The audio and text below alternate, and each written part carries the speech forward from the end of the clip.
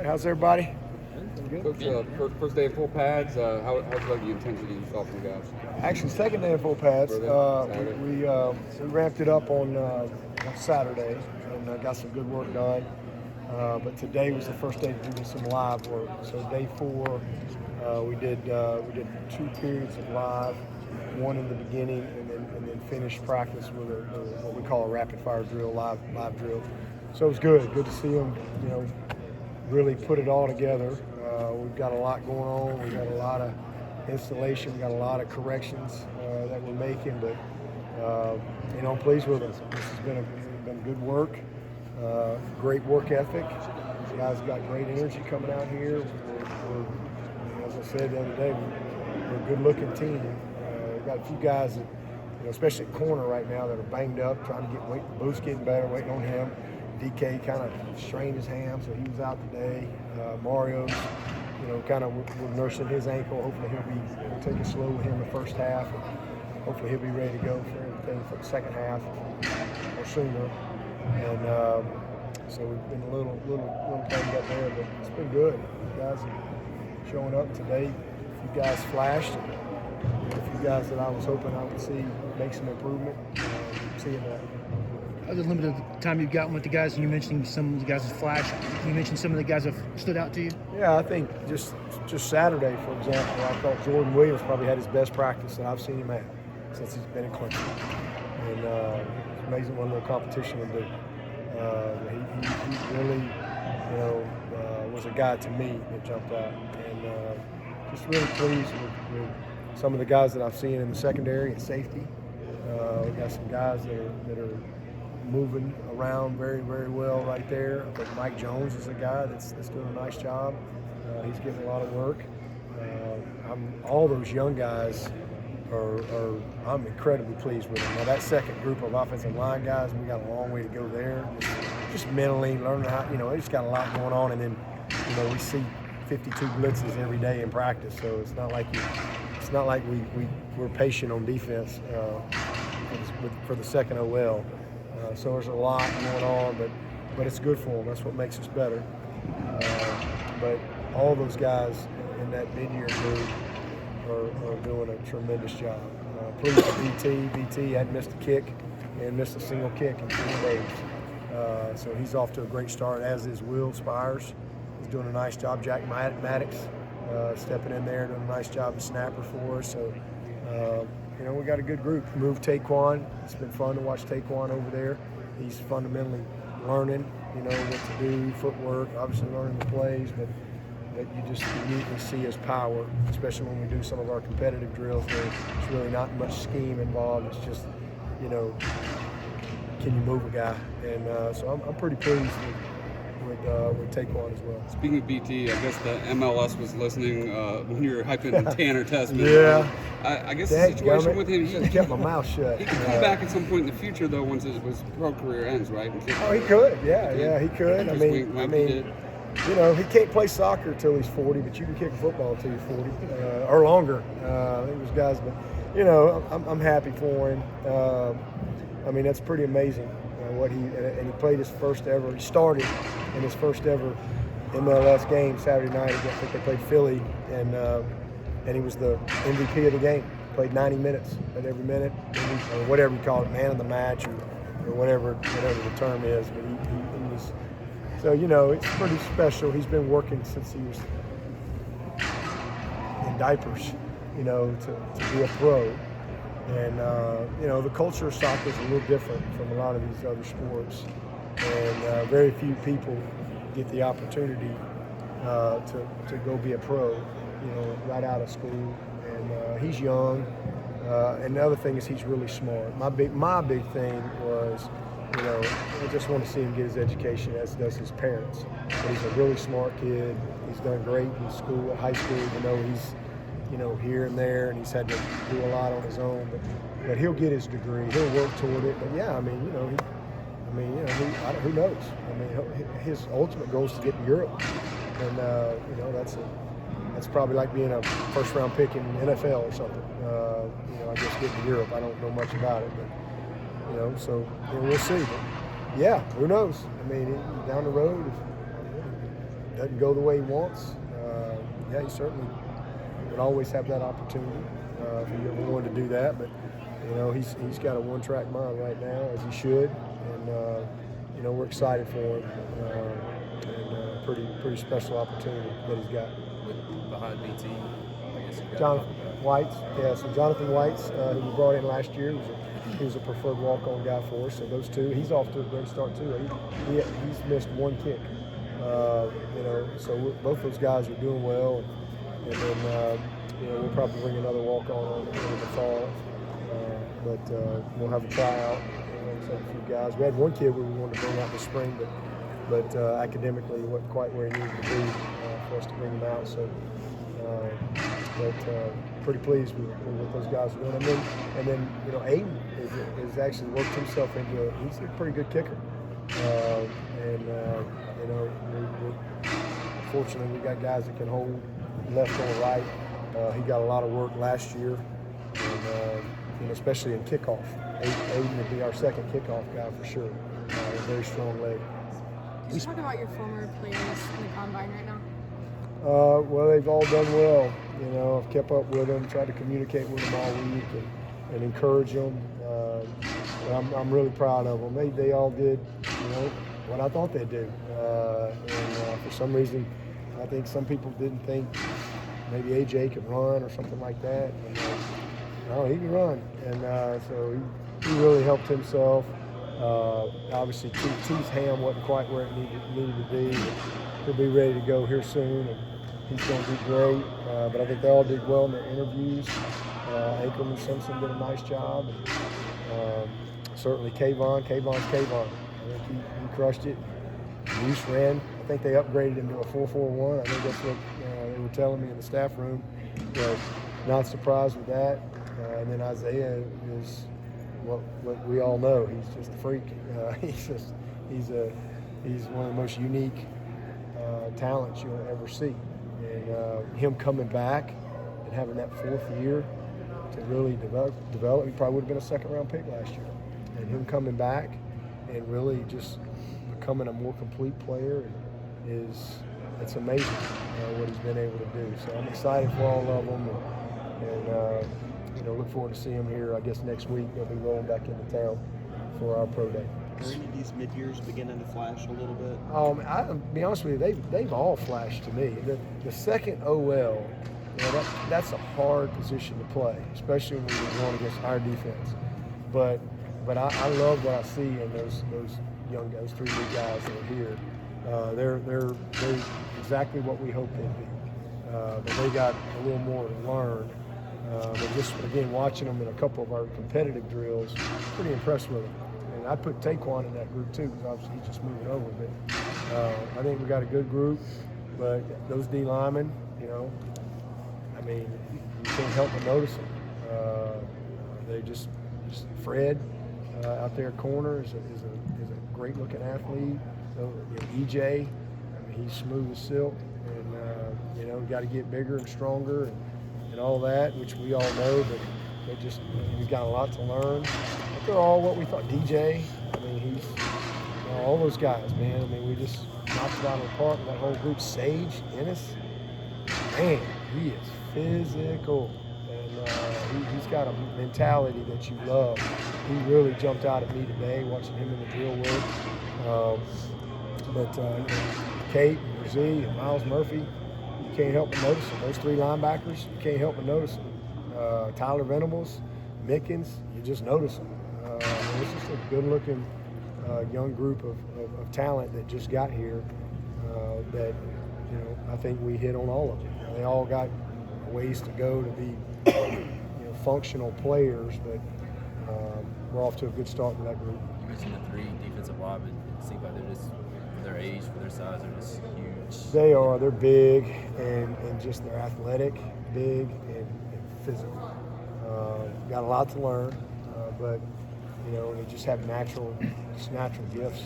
And those guys have played ball a long time. They're all at different places, kind of developmentally, but you know, those guys are as advertised. I mean, they're really, really talented. And that's our job to teach them, and we got a lot to teach. But I love I love their humility. I love their eagerness to learn, their eagerness to be coached, and just kind of how they're just jumping in line and coming to work every day. How much of a luxury is Bresee's versatility? Seems like he could be, if you needed to, move him around like Wilkins did. Yeah, he eventually, when he learns how to play and learns the system, and when he, until you really know what you're doing, it's hard to really be the best version of yourself. So he's just trying to kind of learn right now, but in due time, at some time, he's definitely a guy that I'll throw a pass to, hand it to, play special teams. Play 3 technique, play those. Could probably get by with him, playing some end if we had to. So I think as he goes through his career and really grows, there's a lot that you can do with him. Other guy I'll call out is James Skalski. Wow, is he off to a good start, man?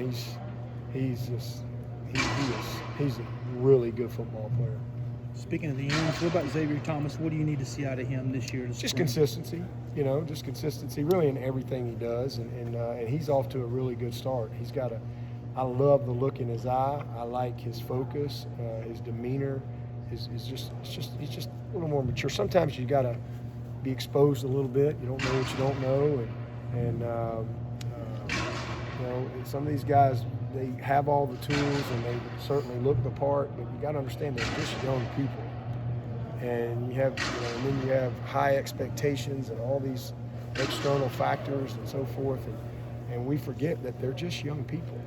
And as a freshman, he just kind of running around, happy-go-lucky, and not a lot of pressure on him because Clee's there and Austin's there, and they kind of got him like this, and he's just flying around having some fun. And then last year, he's in a different role, and then he gets banged up, and he gets exposed a little bit because he's got to mature and learn how to be a complete player, and not just an athlete, not just a strong guy. Be a great football player, and then he got hurt a little bit, and that set him back. But he did a lot of good things. But there's a whole nother level. It's not theory on whether or not he can be a great player, but he's just progressing. And you think back to Andre Branch. It took him a while to really. Vic Beasley, he didn't start a game until his 4th year. Xavier Thomas is a million times ahead of where Vic Beasley was, but we just forget, because sometimes, these guys have such unrealistic expectations on them, and it's a hard game, and it's a lot to learn. But I'm super proud of him. He's taking ownership of what he needs to do to get better, and he's practicing hard. And he's doing well. As is KJ and Maskell. That whole group, that whole room's different. KJ and Maskell, and them 2 guys are awesome.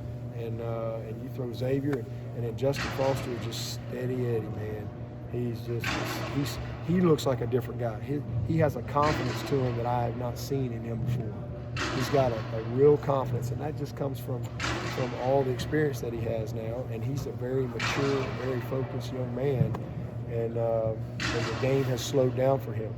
And then you throw Miles Murphy in there, who kind of like X when he first got here, you just can't help but notice him athletically.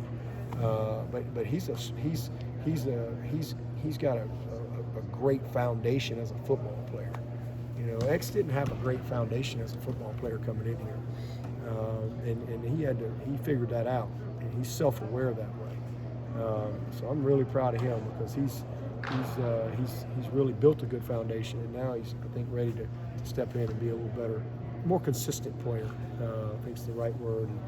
And then Greg Williams is a guy that's going to look up here 2 or 3 years, and he's going to be Kevin Dodd. You're like, where'd that guy come from? He's one of those developmental guys that I think has a bright future for us. So it's just a great group, good people. Ski's doing an awesome job with them, and we're just in a different place than we were last year. You mentioned the 52 different blitzes that Venables has. In light of that, how hard is it for a freshman linebacker to come in his first year to process It's hard. all that stuff? It's hard.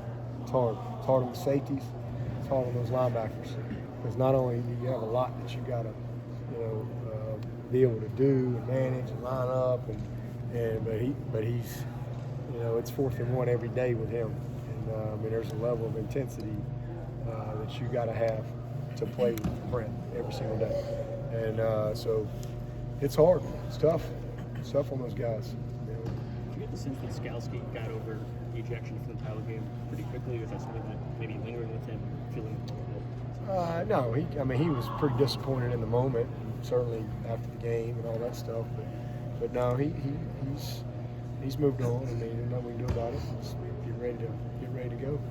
With the Georgia game being added, obviously you lose a home game. Was that just an opportunity where you couldn't pass up the chance to play Georgia? Yeah, I don't like. I've fought. We've had many years where we could have done an opener or whatever, and probably made more money from an athletic department standpoint, to be honest with you.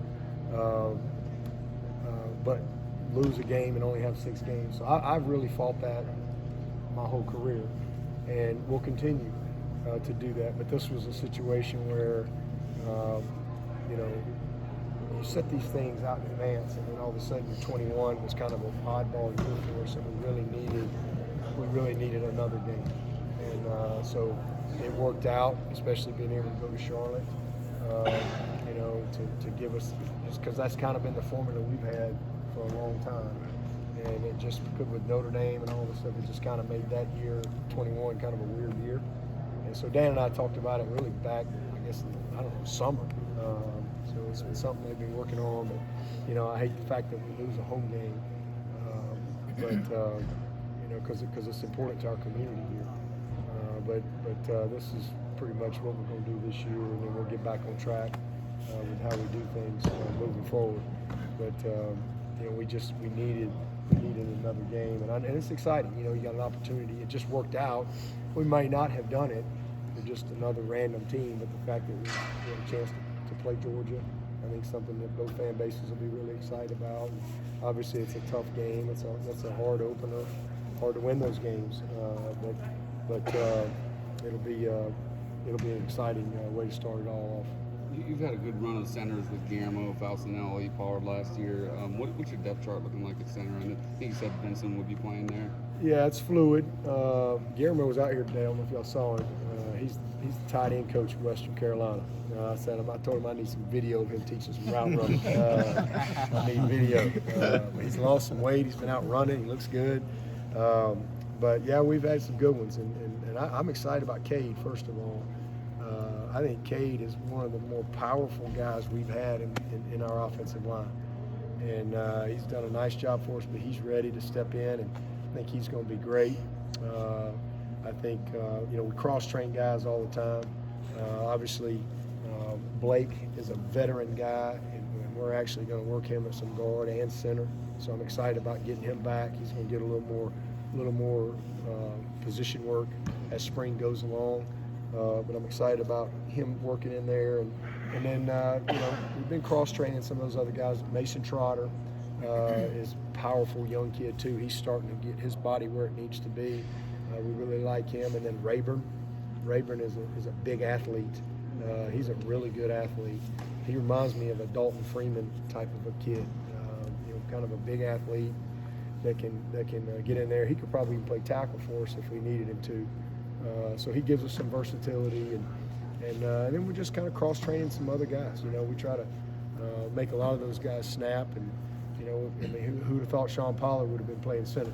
He's starting as a right tackle for us in national championship team as a freshman, and ended up his career playing center. So Robbie does a great job of kind of cross-training and developing some depth there, because you got to have it. But the first thing you got to do, obviously you got to be able to snap it, but you got to be able to run it. I mean, you got to be able to control, and communicate everything from that center position, because it starts from the inside out. So we got some work to do as far as really developing kind of a 1-2-3. So it's pretty fluid right now. All right. Thanks, Coach, everybody. All right.